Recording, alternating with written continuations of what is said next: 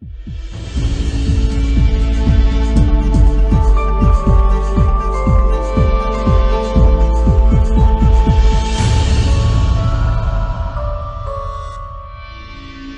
nossa série de exposições no livro de Daniel é o seguinte: permanecendo fiel em meio a um mundo infiel. Uma frase que fala acerca de algo extremamente difícil para todos nós. A grande realidade é que após o primeiro passo de fé, aquele momento onde conhecemos a Jesus Cristo, quando passamos pelas águas do batismo, como vimos no domingo passado, após estes primeiros momentos, a grande realidade é que o peregrino do Senhor passa a viver um trajeto, um caminhar, um trilhar extremamente difícil no mundo que vivemos. E o livro de Daniel tem nos ensinado muito sobre isso, tanto nas narrativas que estudamos no início da série, quanto agora nas visões também. Temos visto constantemente os sofrimentos do povo de Deus, assim como temos visto muito do cuidado do Senhor em meio ao sofrimento. A grande realidade é que muitos têm dificuldade de se manter fiel ao Senhor, porque criam uma expectativa errada acerca do mundo. A grande realidade é que muitas igrejas têm propagado por aí e muitos crentes têm tomado para si uma mensagem estranha e extremamente otimista. Muitos têm caído no engano de achar de que, pelo fato deles agora conhecerem a Jesus, acabaram os seus problemas aqui na terra. Não há mais tribulação, não há mais um inimigo que se levantará contra ele. A realidade é que é uma visão extremamente triunfalista. Porém, estes que se apegam a esta ideia logo se deparam com a vida real e com a realidade que a Bíblia apresenta. E eles veem que a vida neste mundo não é bem assim. Provações vêm. E quando as provações vêm, estes que não estão preparados titubeam na fé. Tem momentos de grande incerteza. Afinal, criar uma expectativa que não é bíblica acerca da realidade. Hoje, em Daniel 10, mais uma vez, veremos o profeta escancarando em nossa frente, em nossa face, a vida como ela é neste mundo. E vai expor para nós, mais uma vez, as adversidades do povo de Deus. E vai trazer para nós em evidência um inimigo que parecia que estava oculto até este momento no livro, que é Satanás e os demônios. Esse será um ensino que revelará para nós a grande batalha na qual o povo de Deus se vê envolvido e que mais uma vez levará a todos nós ao caminho da dependência total do Senhor. Antes de iniciarmos a leitura, eu gostaria de destacar que o texto será dividido em 3 partes e a gente vai ir lendo conforme formos passando por cada uma delas. Primeiramente, veremos em Daniel 10, do 1 ao 3, o lamento e a tristeza do profeta. Depois, em Daniel 10, do 4 ao 14, veremos a resposta de Deus, o envio do mensageiro. E por fim, veremos em Daniel 10, do 15 ao 21, o profeta sendo fortalecido. Abram então suas Bíblias em Daniel 10, onde vamos ler Daniel 10, do 1 ao 3 e começarmos a nossa pregação.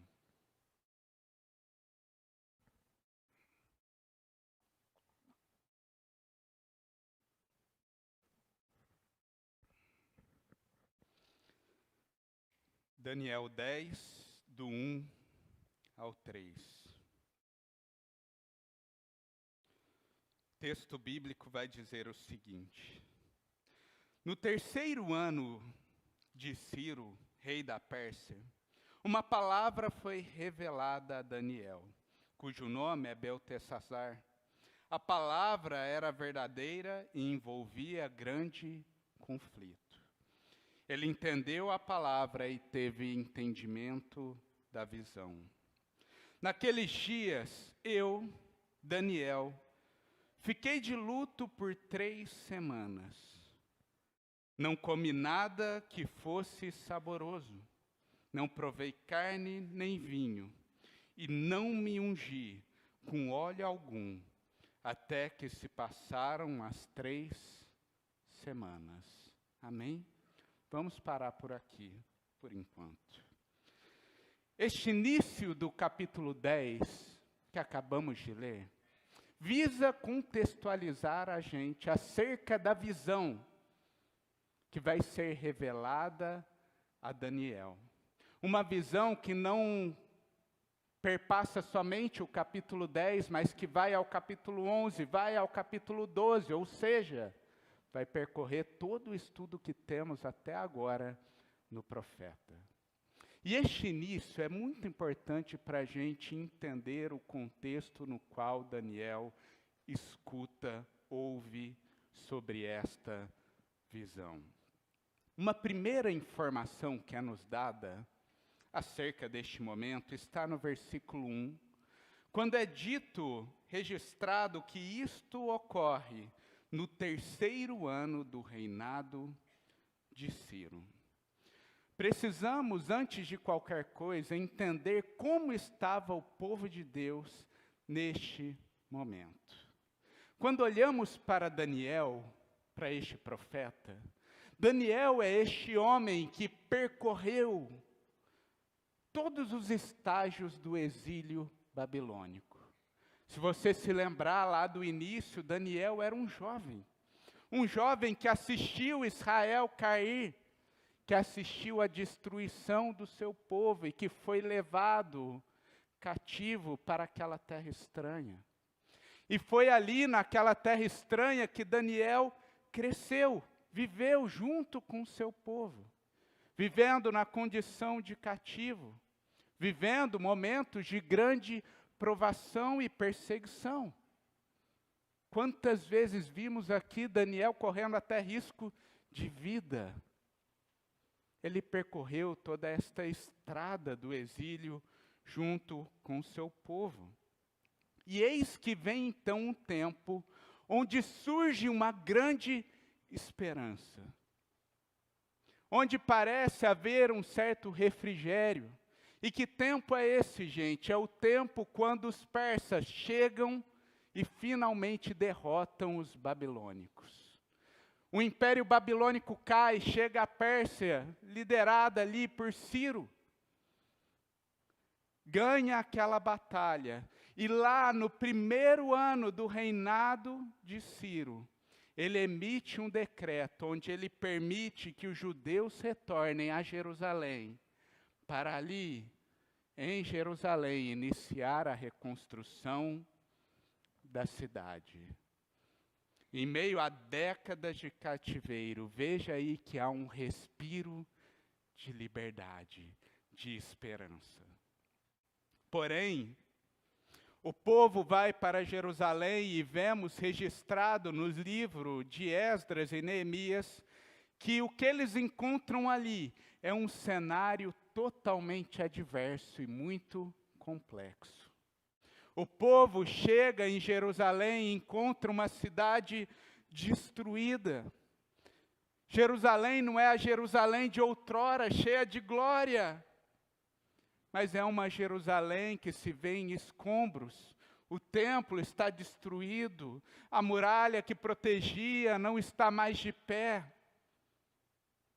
E além disso, quando ele se propõe a iniciar esta obra, eles veem inimigos surgindo ao redor da cidade. Os povos vizinhos veem os judeus retornando para reconstruir Jerusalém, e eles não querem isso. E eles começam a tentar impedir esta reconstrução. Para isso, eles usam de tramóias políticas, tentam levantar líderes persas contra o povo de Deus. E também, segundo o relato dos livros históricos, eles também partem até para a violência, em alguns casos, para impedir o avanço destas obras. Diante de todos esses dilemas, as obras chegam até mesmo a ser paralisadas. E essa reconstrução fica parada por um período de 15 anos. É nesse período de paralisação das obras, de grande perseguição, de grande aflição, que estamos situados aqui, no 3º ano do reinado de Ciro. São essas as notícias que chegam até Daniel. E já deu para a gente perceber no estudo deste livro que este profeta é um profeta que se compadece das dores do seu povo. Que ele sente a dor do seu povo, mesmo estando distante. E é por isso, então, que vemos um Daniel novamente abatido. Aquela alegria, aquela esperança de outrora, foi invertido para um sentimento de total tristeza. Não é à toa que no versículo 2, Daniel vai escrever o seguinte: naqueles dias, eu, Daniel, fiquei de luto por 3 semanas. A palavra no original, que está traduzida como luto, passa a ideia de lamentar, prantear. Ele é este que está lamentando diante de Deus, pranteando diante de Deus por 3 semanas. A postura de Daniel aqui é uma postura que é comum a outros momentos do livro, onde o profeta se vê cercado por provações e o que ele faz? Com tristeza, com lamento, com choro, ele busca o Senhor, busca o auxílio de Deus.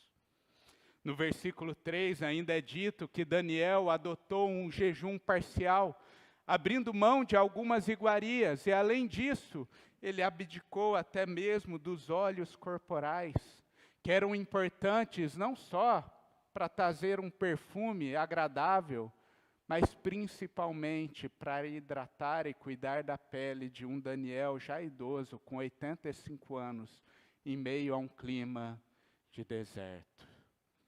Ao ouvir os relatos de sofrimento por parte do povo de Deus, ele entra em um estado de total contrição, quebrantamento diante de Deus, clamando diante de Deus. Não é um período curto, são 3 semanas, são 21 dias. E eu penso que Daniel passava cada um desses dias lamentando, chorando, sem ouvir uma resposta de Deus. E a cada dia a angústia deveria crescer em seu coração. O medo, os temores, a dor. Ele orava, mas não ouvia uma resposta do seu Senhor. Mas eis que 21 dias depois, a situação muda e a resposta vem. Leiamos juntos Daniel 10, do 4 ao 14, onde vemos a resposta de Deus. O texto bíblico diz: no dia 24 do 1º mês, estando eu na margem do grande rio Tigre, levantei os olhos e vi um homem vestido de linho, com um cinto de ouro puro de Ufaz na cintura. O seu corpo era como berilo, o seu rosto parecia um relâmpago, os seus olhos eram como tochas de fogo, os seus braços e os seus pés brilhavam como bronze polido. E a voz das suas palavras eram como o barulho de uma multidão. Só eu, Daniel, tive aquela visão. Os homens que estavam comigo nada viram, mas ficaram com muito medo. Fugiram e se esconderam. Assim, fiquei sozinho e contemplei esta grande visão, e não restou força em mim. O meu rosto mudou de cor e se desfigurou, e perdi as forças. Contudo, ouvi a voz das suas palavras. E, ouvindo essa voz, caí sem sentidos, com o rosto em terra. Eis que a mão de alguém tocou em mim e me ajudou a ficar de joelhos, apoiado nas palmas das mãos. Ele me disse: Daniel, homem muito amado, esteja atento às palavras que vou lhe dizer. Fique em pé, porque fui enviado para falar com você. Enquanto ele falava comigo, eu me pus em pé, tremendo. Então ele me disse: não tenha medo, Daniel, porque as suas palavras foram ouvidas. Desde o primeiro dia em que você dispôs o coração a compreender e a se humilhar na presença do seu Deus. Foi por causa dessas suas palavras que eu vim. Mas o príncipe do reino da Pérsia me resistiu durante 21 dias. Porém, Miguel, um dos príncipes mais importantes, veio me ajudar. E eu fiquei ali com os reis da Pérsia. Agora vim para fazer com que você entenda o que vai acontecer com o seu povo nos últimos dias, porque a visão se refere a dias ainda distantes. Depois, então, dos 21 dias de lamento, choro, diante de Deus, onde o profeta buscava o auxílio do Senhor, eis que de maneira extraordinária uma resposta vem de Deus. Daniel vai relatar que certo dia ele estava ali, acompanhado de outros homens, à beira do rio Tigre. E ele então levantou os seus olhos, e algo glorioso aconteceu, pois ele olhou e ele viu uma figura singular, fantástica, que foge do comum. Daniel olhou e viu um ser com aparência de homem, que utilizava um vestido de linho. Ele tinha um cinto de ouro, o corpo era de berilo, um cristal precioso, o rosto como relâmpago, os olhos de fogo, braços e pés brilhando como bronze, e a voz fazia o barulho de uma multidão. Talvez a voz entoada por aquele homem era como a nossa voz aqui, cantando estes louvores. Uma voz estridente, potente. Isso é algo espetacular. Imagine você dar de cara com uma cena dessa, com tamanha glória. Daniel diz que ele enxerga ele, já os seus companheiros, aqueles que estavam com ele, nem veem este ser glorioso. Porém, parece que somente a presença daquele ser ali inunda o coração de medo naquelas pessoas, que temerosos fogem e se escondem, deixando Daniel sozinho ali. Há algumas discussões de quem é este ser que aparece a Daniel. Duas opções geralmente são levantadas. Há alguns teólogos que vão defender que é Jesus Cristo pré-encarnado, ou seja, Jesus Cristo aparecendo aqui no Antigo Testamento. Obviamente, os teólogos que falam disso utilizam como base a descrição, uma descrição gloriosa que parece se assemelhar em muito com a visão que João teve lá na ilha de Patmos, que a gente vê no livro de Apocalipse. Porém, apesar de ser convidativa essa ideia, há alguns problemas nisso. É pouco provável que seja Jesus aqui. E por quê? No versículo 13, que a gente vai detalhar mais à frente, esse ser vai dizer que ele sofreu forte oposição ao ponto dele precisar da ajuda de Miguel, que é um arcanjo do próprio Deus. Aí é difícil a gente explicar como que Jesus, o Deus Filho, aquele que dá ordem aos anjos, que é todo poderoso, vai precisar da ajuda de Miguel para se livrar ali de uma barreira. É pouco provável isso. Porém, outros teólogos, em uma visão que particularmente eu corroboro, veem este ser como um anjo do Senhor, um mensageiro de Deus. Afinal de contas, em vários momentos, anjos são apresentados na Bíblia de maneira gloriosa.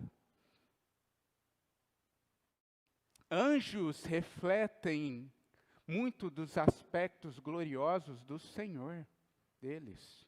É como se o general do exército resplandecesse através do seu exército, dos seus serviçais ali, a sua glória.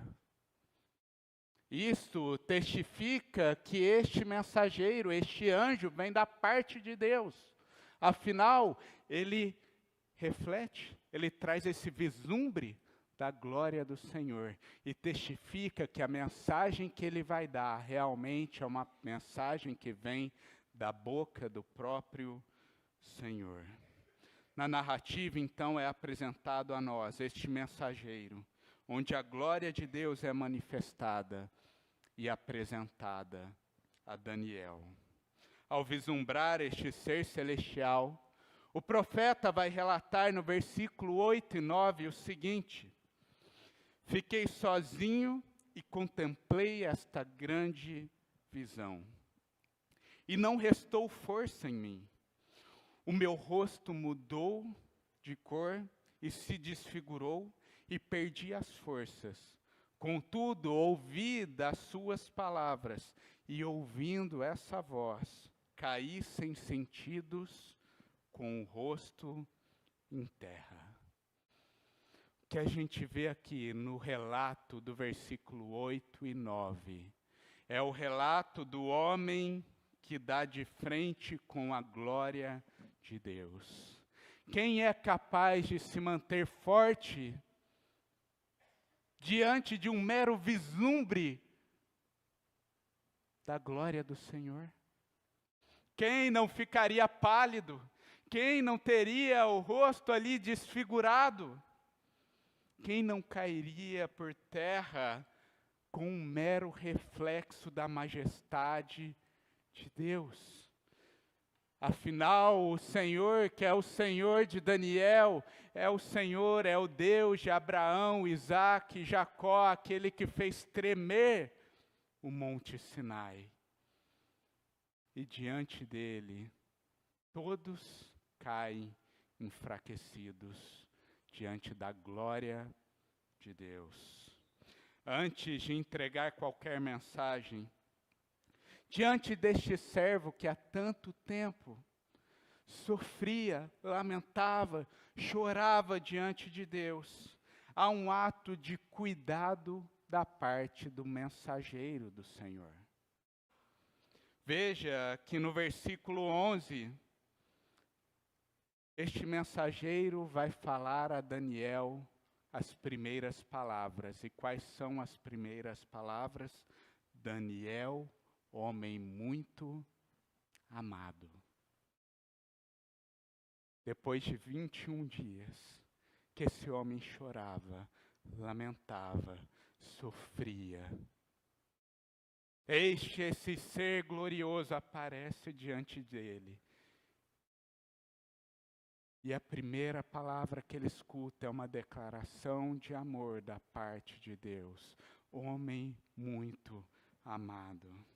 Se vocês se lembrarem, essas palavras já haviam sido ditas no capítulo anterior que o Léo expôs 2 domingos atrás. Novamente, Deus enfatiza o seu amor com o objetivo de consolar, com o objetivo de trazer refrigério, força ao seu servo.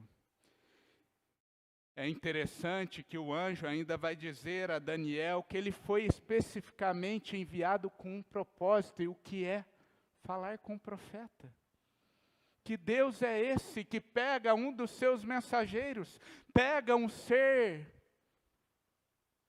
tão poderoso e envia ele somente para cuidar de um servo que está abatido. Que Deus é esse que faz tamanha obra. Além disso, o mensageiro vai dizer no versículo 12 que desde o primeiro dia, as orações de Daniel já eram ouvidas, já eram escutadas pelo Senhor. Gente, percebam o grande, o imenso amor de Deus pelo seu povo, pelos seus amados. Apesar de Daniel não ter tido ali a resposta no primeiro dia, no segundo dia, tardou algum tempo, desde o primeiro momento que Daniel se pôs a orar, nada passou despercebido aos olhares do Senhor. Ele ouvia, ele conhecia cada lágrima que aquele homem derramou. Ele conhecia todo o sofrimento. Só uma observação, gente, quantas vezes nós não somos aqueles que estamos vivendo como Daniel. Dias difíceis vêm, e às vezes são dias de choro e lamento. Às vezes não são dias, são semanas. Às vezes são meses. Às vezes são anos de choro e lamento, e a gente se pergunta: meu Deus, me escuta? E o texto bíblico vem nos lembrar que sim, desde o primeiro dia, o Senhor escuta. Nenhum choro, nenhum lamento, nenhum sofrimento passa despercebido aos olhos do Senhor. Daniel experimenta e ouve essa realidade aqui. Mas surge então uma questão, gente, uma pergunta que pode surgir na nossa mente, que talvez poderia surgir na mente do próprio Daniel. Então, por que a demora? Se desde o primeiro dia o Senhor escutava a oração daquele homem, por que esses 21 dias? Para vir então uma resposta, e o mensageiro então responde isso. No versículo 13 ele vai dizer que o príncipe do reino da Pérsia me resistiu durante 21 dias. Gente, estamos falando aqui de um mensageiro, um ser espiritual extremamente poderoso. Que aqueles presentes ali, aqueles humanos presentes ali, deles todos, somente um pôde ver, que foi Daniel. O restante nem vislumbrou, nem viu aquele homem. Além disso, ele é este ser glorioso, dotado de poder. Quando a gente pensa sobre isso, a gente pode concluir que esse príncipe da Pérsia que ele fala aí, não se refere a um governante terreno, mas de um ser também espiritual, capaz de vê-lo e capaz de oferecer resistência a ele. Ou seja, ele está falando aqui de um demônio,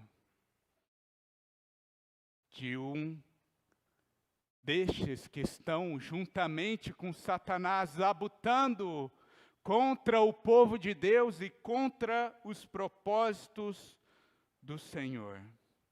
O anjo revela ao profeta Daniel um inimigo que, como eu disse na introdução, parecia oculto até aqui. Tínhamos visto no livro Muitos reis bem injustos, com a moralidade bem questionável.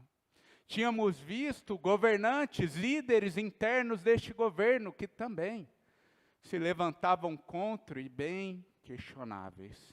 Vimos decretos injustos, vimos muitas situações terrenas que se levantavam contra o povo de Deus.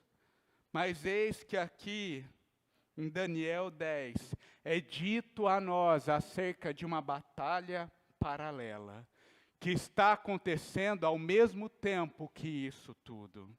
Enquanto o povo de Deus sofria lá em Jerusalém, sofria com oposições, muito mais do que as oposições terrenas que eram visíveis ali, estava acontecendo naquele local, naquele tempo, uma batalha espiritual. O exército de Deus e o exército do maligno. Essas duas guerras parecem andar juntas ali. E agora Daniel e nós tomamos ciência disso. Este mensageiro diz que partiu no primeiro dia, assim que as orações chegaram a Deus. Mas esse demônio se levantou para impedi-lo. Aparentemente é uma batalha dura, afinal são 21 dias de resistência. Mas ao final, Miguel, no versículo 13 é dito que Miguel, um arcanjo do Senhor, um dos principais do exército de Deus, que inclusive é citado também no livro de Judas, que no livro de Apocalipse é citado como líder dos exércitos de anjos do Senhor. Miguel vai até ali, prestar auxílio àquele mensageiro, de forma que finalmente ele consegue partir ao encontro de Daniel. A realidade é que aquele demônio, ele até atrasou, do ponto de vista humano, a entrega da mensagem. Porém, o grande fato que é visto por nós aqui, é que as forças demoníacas, elas podem até labutar, elas podem até lutar, mas ao final, nada pode frustrar os planos do Senhor. Há um Senhor todo-poderoso, e o exército de Deus é o exército mais capaz. Afinal, tem este líder onipotente, e no final das contas, os planos do Senhor vão se cumprir. A mensagem chegou ao seu servo, conforme a ordem dita por Deus. Este servo vai então até Daniel, que lamentava, que chorava, e ele vai entregar para Daniel uma visão que diz acerca dos tempos que virão. Mas antes de entregar esta visão, que estudaremos a fundo mais no capítulo 11, no capítulo 12, no final do capítulo 10, há um último trecho, onde o mensageiro fortalece Daniel antes de ouvir a visão. Vamos ler juntos Daniel 10, do 15 ao 21, onde veremos o profeta sendo fortalecido. Enquanto ele me dizia essas palavras, dirigi o olhar para o chão e fiquei mudo. Então um ser semelhante aos filhos dos homens me tocou os lábios e passei a falar. Eu disse àquele que estava diante de mim: meu Senhor, essa visão me causou muita dor, e eu fiquei sem força alguma. Como pode este teu servo falar com o meu Senhor? Porque quanto a mim não me resta mais nenhuma força, e quase não posso respirar. Então aquele ser semelhante a um homem tocou em mim outra vez e me fortaleceu. E disse: não tenha medo, homem muito amado. Que a paz esteja com você. Anime-se, sim, anime-se. Enquanto ele falava comigo, fiquei fortalecido e disse: fale agora, meu Senhor, pois as suas palavras me fortaleceram. E ele disse: você sabe por que vim? Agora voltarei a lutar contra o príncipe da Pérsia. Quando eu sair, eis que virá o príncipe da Grécia. Mas eu direi a você o que está expresso no livro da verdade. E na minha luta contra eles, não há ninguém que esteja ao meu lado, a não ser Miguel, o príncipe de vocês. Perceba que nesse último trecho, depois de ouvir acerca desta batalha espiritual que está acontecendo, acerca deste inimigo que se levantou contra o mensageiro, de ouvir sobre essas realidades, vemos um Daniel ainda mais abatido. Ele vai dizer no início do trecho que lemos, no versículo 15, que ele olha ao chão e que ele fica mudo. Palavras já não saem da sua boca. A grande realidade é que quando o profeta escuta acerca da batalha espiritual que está acontecendo ali, ele fica ainda mais impactado. Parece que a fraqueza de Daniel se acentua mais. É como se Daniel percebesse a sua pequenez, a sua fragilidade diante de todos esses fatos. A reação de Daniel é a reação do homem que percebe, vê toda a sua impotência e não encontra mais a confiança em si mesmo, porque viu: quem sou eu diante disso tudo que está acontecendo? É alguém que não bate no peito e diz: eu sou forte, mas é alguém que reconhece a sua fragilidade. E é nesse contexto que o ser celestial toca os lábios de Daniel, e Daniel volta a falar. E nas primeiras palavras de Daniel, ele vai dizer que a visão causou muita dor, que a sua força foi embora. Mas é neste momento onde já não há força mais nenhuma no profeta, onde ele está totalmente abalado com o que ouviu, onde ele percebe toda a sua fragilidade, que Daniel experimenta da força que é entregue pelo Senhor aos seus servos. Ele experimenta da verdadeira força. Força que não é obtida por mero esforço humano. Força que não é uma força que brota de nós mesmos, mas é um fortalecimento que vem direto do Senhor. No versículo 18 é dito que mais uma vez o mensageiro toca em Daniel, e Daniel vai dizer que naquele momento que ele é tocado, ele se sente fortalecido, ele já vai recuperando as suas forças. E além disso, ele ouve da boca daquele homem, mais uma vez, a seguinte frase: não tenha medo, homem muito amado. Terceira vez, se a gente for considerar a do capítulo 9, que ele ouve acerca do amor de Deus para com ele.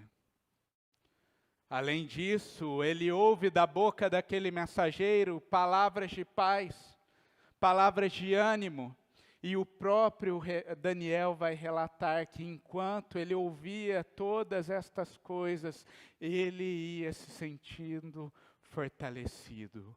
Como ele mesmo vai declarar no versículo 19, as suas palavras me fortaleceram. Na fraqueza ele encontra a força que vem do Senhor. Nos últimos versículos, o mensageiro de Deus termina dizendo que depois daquele encontro com o profeta, ele iria retornar para a batalha ali na Pérsia. Uma batalha que não teria um fim tão breve, afinal de contas, é citado um outro príncipe que surgiria, o príncipe da Grécia, mais uma batalha espiritual no qual ele se veria envolvido. Antes disso, porém, o anjo diz que falaria com Daniel acerca daquilo que está registrado no livro da verdade. O que é esta expressão, o livro da verdade? Diz acerca dos registros soberanos do Deus que controla o passado, o presente e o futuro. Daniel escutaria acerca das verdades do que vai acontecer e que vamos estudar nos próximos capítulos. Portanto, vimos no texto de hoje o lamento de Daniel diante das notícias que vinham de Jerusalém, do sofrimento do povo de Deus, em meio à paralisação das obras naquela cidade. Além disso, vimos a resposta do Senhor com o envio de um mensageiro para falar, consolar e instruir o profeta. Um mensageiro que enfrenta uma grande batalha para chegar até ali. E por fim, vimos como o Senhor trouxe renovo e força ao profeta que se encontrava abatido. Diante do que estudamos, eu gostaria de trazer aqui duas aplicações para nós como igreja. O que este relato pode nos ensinar como Igreja Batista Itaipu, como povo de Deus que medita na palavra dele?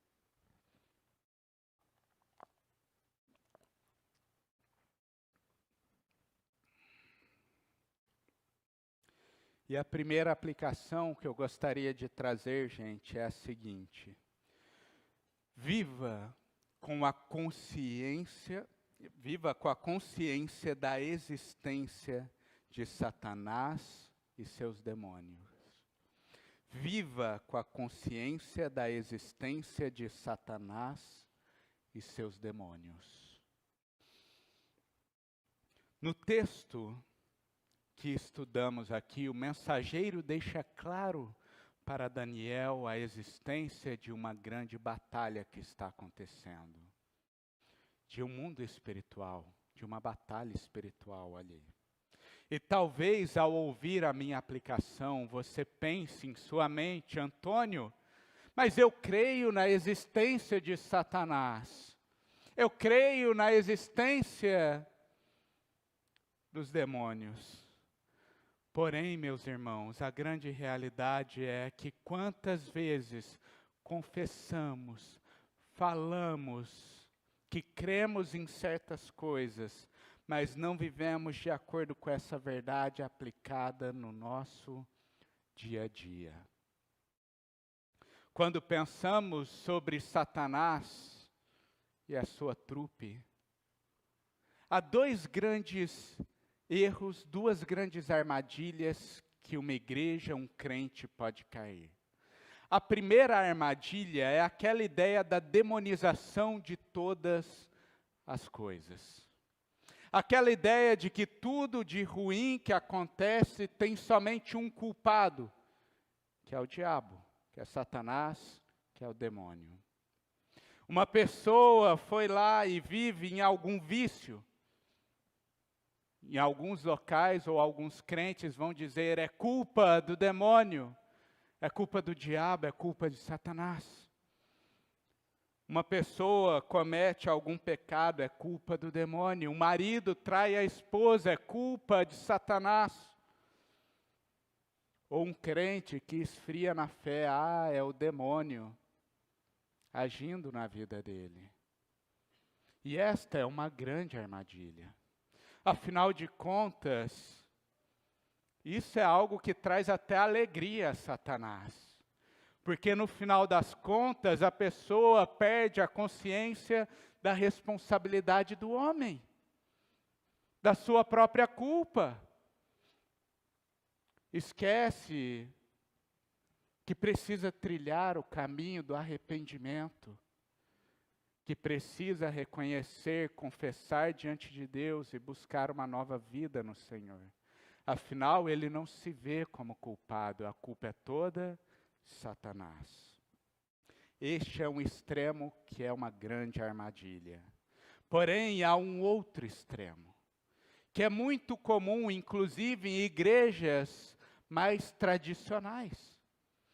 Em resposta a este misticismo exagerado, a essa demonização de todas as coisas, a grande realidade é que muitos adotam uma postura que trata com certo descrédito o agir de Satanás e dos seus demônios neste mundo. Na racionalização da fé, perdemos de vista que há sim um mundo espiritual, há sim uma batalha, há sim um inimigo que é como um leão, rondando a vida do crente. Como diz 1 Pedro 5,8, estejam alertas e vigiem, o diabo, inimigo de vocês, anda ao redor como um leão, rugindo e procurando a quem possa devorar. Fugindo deste extremo, da demonização de muitas coisas, de todas as coisas, partimos então para este extremo que é um grande erro. E perdemos de vista o agir de Satanás em nosso meio. Esteja atento às artimanhas de Satanás. Cito aqui alguns exemplos de como nosso inimigo é astuto. Satanás e os demônios são estes que buscam influenciar os nossos corações e buscam alimentar pecados que têm aflorado em nosso ser, ao ponto de cometermos loucuras. Sim, eles fazem isso. E cito aqui um exemplo bíblico disto. Muitos irmãos devem conhecer o relato de Ananias e Safira, lá no início da igreja em Atos. Um casal que eram extremamente orgulhosos porque queriam ser reconhecidos, mas ao mesmo tempo eles amavam o dinheiro. E o relato vai dizer que eles vendem então uma posse, um terreno, e querendo ser reconhecido pela igreja, eles mentem que pegaram todo o valor da venda e ofertaram diante do Senhor. Porém, estes também amavam o dinheiro e as suas posses, então eles retêm metade. Na verdade, eles mentem, falam que entregou tudo, mas reteu metade. Pedro confronta os dois.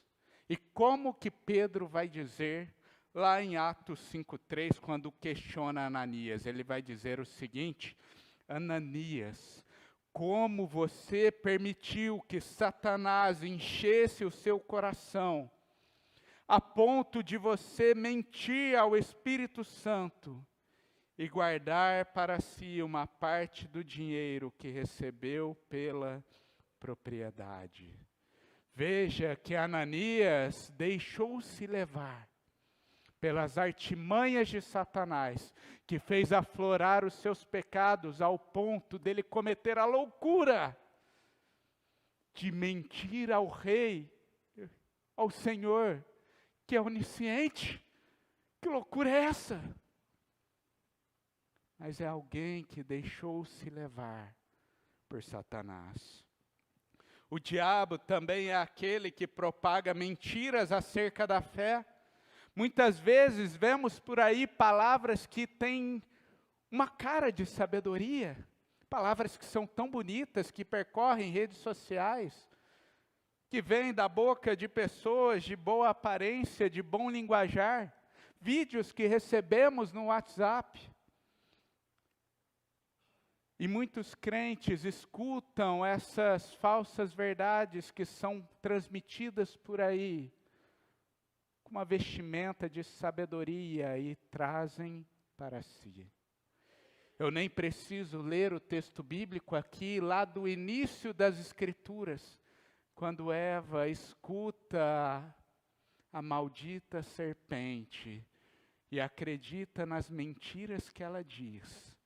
E a gente sabe o que acontece. Eva desobedece a Deus e a queda, então, acontece. Além disso, Satanás é esse que se levanta contra os avanços da igreja no geral. Olhando para o texto bíblico que estudamos hoje, o que está acontecendo? O povo de Deus está retornando para Jerusalém para reconstruir o templo, para reconstruir a cidade. Como eu disse, é um tempo de esperança, de renovo. E o que acontece? O mensageiro revela, olha, o príncipe da Pérsia está ali. Uma batalha está acontecendo. Isso não é meramente terreno. Há também aspectos espirituais que estão em paralelo com aquilo. Estão tentando impedir a reconstrução daquela cidade por parte do povo de Deus. Não sejamos ingênuos de achar que quando uma igreja busca avançar em seus projetos, quando o ministério traça um objetivo, um plano, Satanás não vai armar a sua barricada para começar a levantar problemas que talvez nunca tenha até existido naquele contexto. Mas é impressionante. A igreja pensa e começa a brotar aquele tanto de problema. Vimos aqui, relato da igreja perseguida. O que é isso, senão Satanás avançando contra os planos do povo de Deus, tentando resistir aos avanços da igreja de Cristo. Pensando no sentido do crente como indivíduo também. Quantas vezes fazemos aí um esforço para nos aplicarmos nas disciplinas espirituais, vida de oração, leitura bíblica, comunhão com os irmãos. E aí você fala, Deus, eu vou mudar isso, eu escutei isso numa pregação, eu estou errando, preciso buscar algo novo. E aí naquela semana que você se propõe então a voltar a ter o seu tempo de meditação nas Escrituras, é um tanto de compromisso que começa a brotar. É aquele tanto de notificação surgindo no celular. É aquele tanto de distração surgindo ao seu derredor. Meus irmãos, não seja ingênuo. Satanás e seus demônios estão aí, lutando contra os avanços do povo de Deus. Esses são alguns exemplos que evidenciam as artimanhas do nosso inimigo. E não podemos cair no erro de ser indiferentes a isso. Precisamos ter um olhar atento ao nosso redor, entendendo sim que essa batalha está acontecendo e diante disso, ser este que inclui em suas orações pedidos de proteção e guarda da parte do Senhor. Como diz o próprio Jesus Cristo, nos livre do mal no Pai Nosso. Precisamos nos municiar da boa palavra de Deus, afinal, como foi que Jesus resistiu ao diabo? Por meio das Escrituras, respondendo com as Escrituras. Portanto, que vivamos conscientes da existência desses inimigos e que possamos, atentos, vigilantes, buscar refúgio e ajuda. E é diante disso que vem minha segunda aplicação, que é o seguinte, gente: confie no nosso glorioso Senhor em meio a essa batalha. Confie no nosso glorioso Senhor em meio a essa batalha. No final das contas, gente, quando a gente percebe este mundo ao nosso redor, já são tantos problemas só considerando o que podemos ver, aquilo que nossos sentidos conseguem captar aqui na terra. Imagina quando expandimos este olhar e vemos então este mundo espiritual. A grande verdade é que quando a gente olha para isso, a gente percebe o quanto somos incapazes de lutar esta luta por nós mesmos. É isso que aconteceu com Daniel durante o texto bíblico. Ele ia ouvindo acerca destas realidades, e como ele vai dizer no versículo 16, meu Senhor, essa visão me causou muita dor, e eu fiquei sem força alguma. A visão de Daniel, a postura de Daniel aqui, é a realidade de um homem que percebe o quanto é tão insuficiente.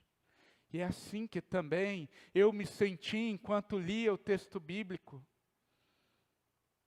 O que podemos fazer diante de tudo isso? Como podemos ter esperança? A pergunta é: onde podemos ter esperança? E a grande resposta é que nesta batalha espiritual, a esperança do crente reside em somente um lugar, que é em Deus, é a confiança no Senhor. Ao mesmo tempo que esse texto revela para nós acerca do agir diabólico neste mundo, é um texto que revela também para nós a grandeza do nosso Senhor. É nesse texto que vemos aqui o mensageiro se achegar até Daniel, e o texto vai relatar a glória que resplandecia ali daquele que é um servo do exército do Senhor, um mero vislumbre da glória do nosso Deus, do poder que há nele. É esta glória que Daniel viu, e que todos que estavam ali, mesmo sem ver, fugiram e se esconderam. Este é o nosso Deus. Além disso, o texto vai mostrar e deixar bem claro que o demônio até tentou parar o mensageiro. O objetivo era impedir que a mensagem chegasse até Daniel. Mas toda essa tentativa é vã.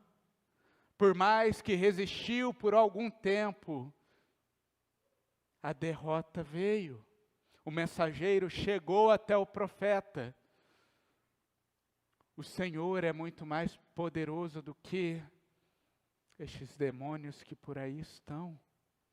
O exército de Deus é um exército grandioso, porque tem este Senhor onipotente por trás, dando força. E no final das contas, o nosso Deus cumprirá os seus planos. Por fim, além disso, o texto mostra para nós de um Deus que ama profundamente o seu servo. E que, sim, vai em resgate e cuida daqueles que estão abatidos. Quando Daniel chega no auge da sua fraqueza, ele encontra força no Senhor. É Deus que o fortalece. É Deus que entrega a ele declarações de paz. É Deus que diz: anime-se, anime-se. E o profeta se vê então fortalecido, porque o Deus que o ama foi ao seu encontro em meio ao lamento. Pode não ser no nosso tempo, mas o cuidado do Senhor chega. Então busque depositar toda a sua confiança em Deus.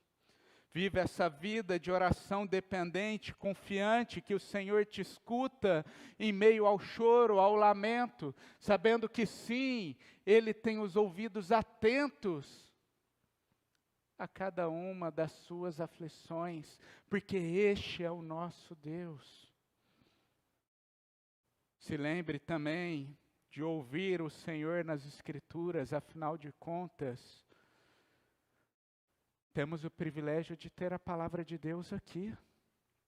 E é muitas vezes, nos dias de extrema angústia, onde o inimigo vai estar nos afligindo com suas artimanhas, com suas obras malignas, que vamos abrir a Bíblia e vamos encontrar palavras que dizem sobre quem o nosso Senhor é, sobre as suas ricas promessas. E nesse dia, às vezes, falaremos como Daniel, as suas palavras me fortaleceram.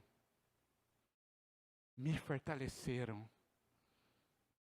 Termino meu sermão, meus irmãos, apresentando a vocês a demonstração definitiva de como nosso Senhor é muito mais poderoso do que estas forças malignas, do que Satanás. E não poderia citar outra coisa, senão a vida do Deus que se fez carne, o nosso Senhor e Salvador, Jesus Cristo. Cristo é este que veio ao mundo e que foi tentado por Satanás no seu mais alto nível, que com toda astúcia tentou perverter o Senhor dos seus caminhos. Mas Cristo se manteve e permaneceu então fiel. Os evangelhos falam de um Jesus que por onde ia, os demônios se prostravam, porque sabiam que sobre os seus ombros residia poder e autoridade. Jesus é esse, que quando se deparou com uma legião, e aqui não é um, não é dois, não é três, é uma legião de demônios, ele virou para este grupo, e falou: saia deste homem e vá para os porcos. E o que esta legião fez foi correndo para os porcos, obedecendo às palavras do Redentor. Por fim, Jesus Cristo, nosso Senhor e Salvador, é aquele que na cruz cravou a sua vitória definitiva sobre Satanás. Satanás, no auge dos seus planos, levantou um traidor e colocou Cristo no caminho do Calvário. Satanás fez com que Cristo fosse então ali humilhado, ferido. Que Cristo então sofresse as dores que tanto lemos nos evangelhos. E talvez enquanto Jesus percorria a via cruz, o caminho da cruz, enquanto ele sofria de todos aqueles tormentos, Satanás e os seus demônios talvez celebravam em seus enganos, achando que estavam derrotando o Filho do Homem, o ungido do Senhor. Talvez havia júbilo, alegria, finalmente conseguimos. Ele vai para a morte. Mas mal sabia Satanás que a cada ferida, que a cada sangue derramado, que a cada momento que Jesus ali passava, não era Cristo que era derrotado, mas era ele, o mal, o pecado que eram esmagados. Como diz o relato de Gênesis, a serpente até feriria o calcanhar do descendente da mulher, traria certas dores, mas ao final, o descendente esmagaria a cabeça da serpente. E a vitória de Cristo é declarada lá, quando ele, por meio do seu sangue, derrama graça e misericórdia sobre o seu povo, livrando-os da morte, da escravidão, do pecado, trazendo vida eterna. Conversando com o pastor Léo acerca do que seria pregado, ele me falou algo que achei interessante compartilhar com vocês. A grande realidade, gente, é que Satanás já foi derrotado. Lá na cruz, ele já foi esmagado. E ele sabe que foi derrotado. Mas o que ele faz nos dias de hoje, o que ele está fazendo no tempo presente, ele está tentando fazer o maior mal possível, o maior estrago possível. Mas no fim, a grande realidade é que esses demônios, que Satanás, eles já estão condenados e o Filho de Deus será glorificado. Que estejamos juntos com Cristo, confiantes no nosso vitorioso Senhor, sabendo que com Ele, no final, apesar das tribulações, das artimanhas, das perseguições, dos sofrimentos, encontraremos vitória. Amém?